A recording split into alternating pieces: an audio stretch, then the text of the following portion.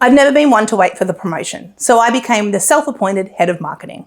In 2006, I ditched my corporate sales gig and became the self-appointed head of marketing for our small family business. With a non-existent budget, which I didn't realize at the time, we needed results fast, so I turned to online marketing, and this was a printing business. I learned pretty quickly about direct response copywriting and email marketing, and the results started rolling in.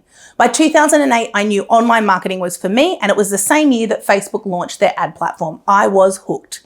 Since then, I've created and launched over 10 courses, hosted hundreds of webinars, and helped thousands of clients in almost every industry you can name market their business to create financial security and enjoy the freedom and flexibility in their everyday lives.